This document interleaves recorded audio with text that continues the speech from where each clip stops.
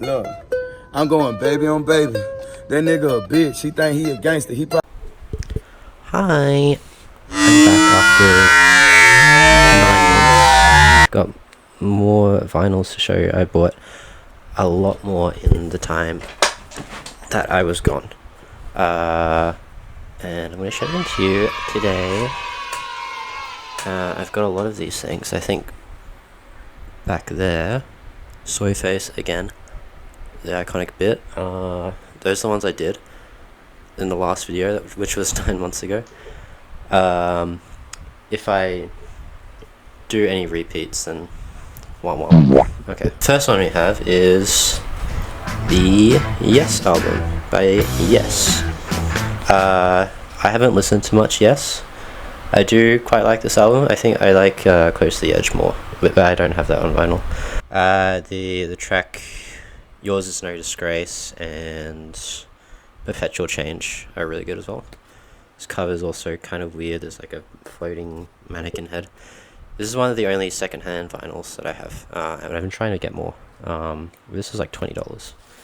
First I have some CDs. I have 2 CDs. First one is Live Rope by Swans.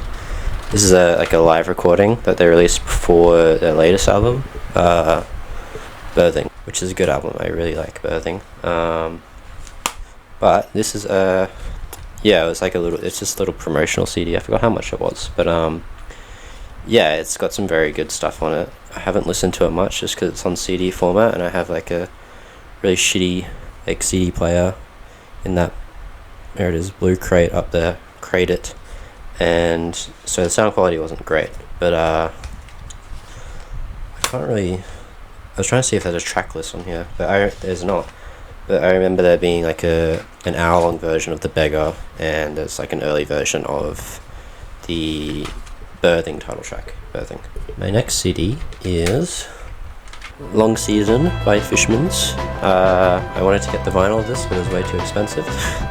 It's a bit out of my price range. I think the last one I looked at was like $300 or something. But yeah, Long Season is great. One of my favorite albums of all time. We have, I think it might be a secondhand version of Wish You Were Here. It's not, I think I said Animals was my favorite Pink Floyd album in the last video. Wish You Were Here is up there. I like Wish You Were Here. Has some cool stuff in it. Cool stuff.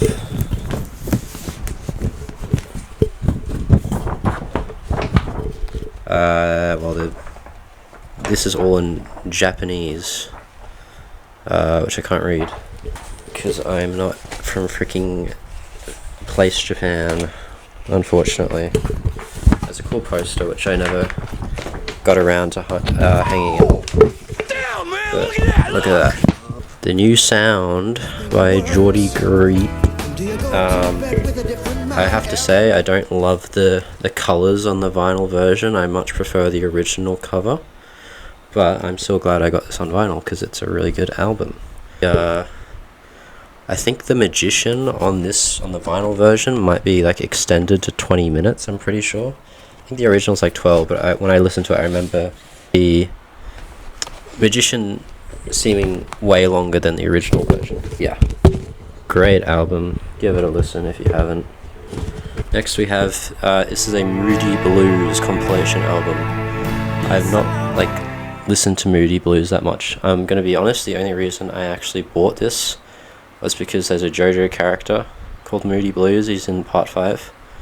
But Moody Blues is like a progressive pop, like kind of symphonic rock band. It's just a compilation album of all their greatest hits. One of which is Nights in White Satin, which is a really good song. Metal by Pink Floyd. I always want to call this album Echoes because I get it mixed up with the song that's on here. Speaking of which, Echoes is probably my favorite Pink Floyd song. First 5 songs are on the first side, Echoes is on the other side. Yeah, it's a pretty cool album.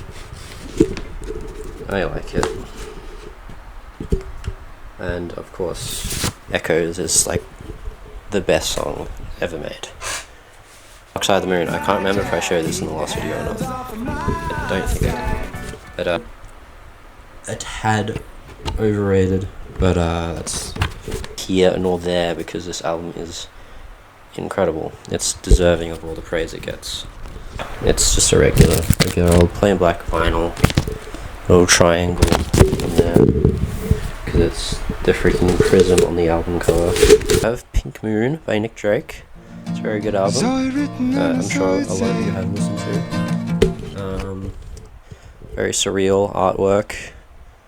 I really like the cover of this album, and I love this album in general. Like, it's one of the first albums that I listened to when I started getting into music, and it's great. It's just like, Nick Drake is such a good songwriter, man, and he's like, the way he sings and the instrumentals on this album are incredible. I have since listened to the 2 other Nick Drake albums since buying this, which are both also great, but I think Pink Moon is probably my favourite. Towns Van Zandt, live at the Old Quarter, Houston, Texas. I actually got this one for free. Someone I work with gave it to me because I said I like Towns Van Zandt, and I do. They gave it to me for free, which is awesome. Yeah, I think this album is about 90 minutes long. Yeah, but it's pretty similar to that Nick Drake album. It's just like it's just Towns and him playing guitar. And I think there's bits of harmonica, I actually can't remember, but I think it's most of the time it's just him playing guitar and singing. And it's very good, and I really like it. And there's like a few bits where he kind of just like makes jokes with the crowd. There's a joke, he says, "What's white and crawls up your leg? Uncle Ben's perverted rice." Which I don't get, but it's funny because it's like, yeah. Next one we have is Caroline 2 by Caroline. It's one of my favorite albums of this year. I just like, I've been hooked on this album for ages. The first song, Total Euphoria, is such a good song. It's like, I guess is like kind of post-rock and like folk music, like avant-garde folk music, and just kind of be experimental in general. It's a very good album. I would highly recommend listening to it. It's pretty underrated. Caroline's a pretty underrated band as well. Their first album is also really good, but I don't have that on vinyl. I have this one, and this one's really good. One of my favourite artists at the moment, Miles Davis, Get Up With It. I love Miles. This is my favourite Miles album. The songs on it are very long. There's like 8 songs, and it's like 2 hours long. First song, He Loved Him Madly, I really like. I have a very vivid experience of smoking weed for the first time with my girlfriend, and listening to that song. It was a very Peter, what are you doing? It was a Crack? very surreal experience. What the fuck? He Loved Him Madly is a great song. Maisha is a great song. Rated X is a really good song. Calypso Frelimo. Matum, Billy Preston. Great song. Almost like a 10 out of 10 album for me. Got another jazz album here. Fearless Movement by Kamasi Washington. I haven't listened to much Kamasi Washington. I remember listening to, I think it was The Epic a while ago. And that's a pretty long album. I've only listened to it once, but I've listened to this quite a lot. Some very good songs in here. The only song I don't really like on this album is Get Lit, because it's kind of like a rap song. It's not bad, but it's just kind of like, it doesn't really fit with the other songs on the album. Dream State is a great song. That's a song that was made after like Andre 3K made his like ambient flute album. Dream State's a really good song. Prologue is the last song on this album. Prologue is amazing. Dark Magus, I think that's how you pronounce it. Magus, I don't know. It's a live album, and I think it's like 4 songs. They're all pretty kind of psychedelic and like manic jazz fusion stuff. A lot of Miles Davis's live stuff is like that, at least like his 70s stuff. But it's a very cool album.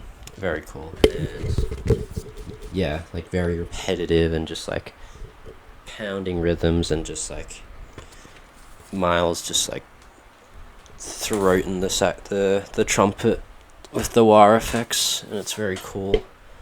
This is technically another jazz album, Bleed by the Necks. I think this is an Australian band.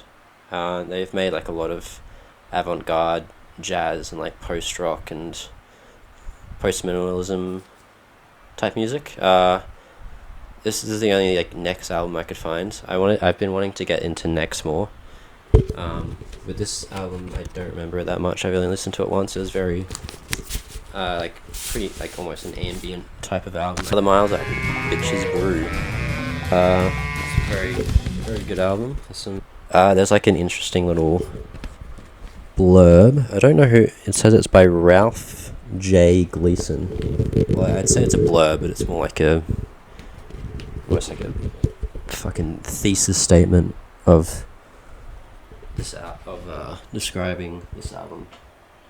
Definitely won't be able to see that very well, but I've read the whole thing. It's a very interesting read.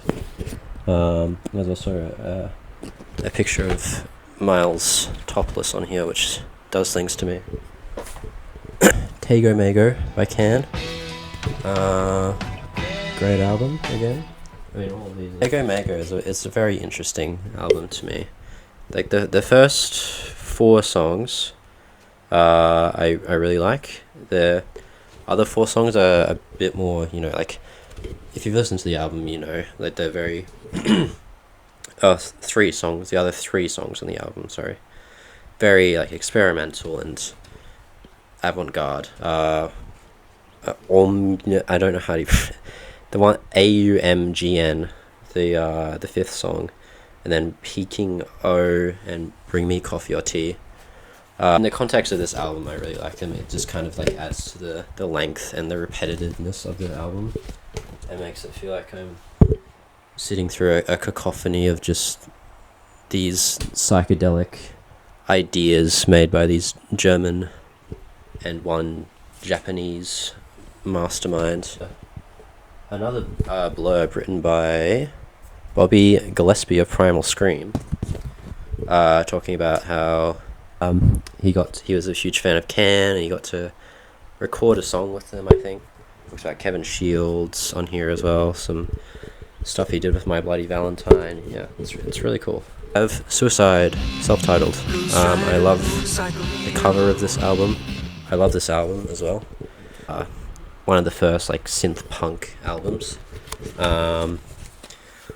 Ghost Rider, Rocket USA, Cherie, Frankie Teardrop, all amazing songs. Alan Vega, I think his last name is, but he's a really good singer, and the instrumentals on this album go really, really hard. Very dark and deadpan type singing mixed with these like bleak but like energetic synth patterns and like drum machines and stuff. It's cool. Very good album. I recommend listening to it. Frankie Teardrop is like one of my favorite songs of all time. Next big one, Soundtrack to the Blind by Swans.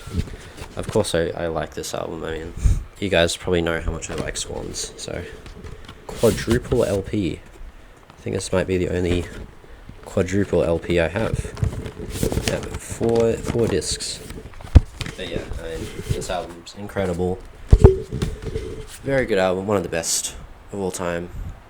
Goated album. What's my favorite song on this album? I mean, there's too many to choose from. It's a great album.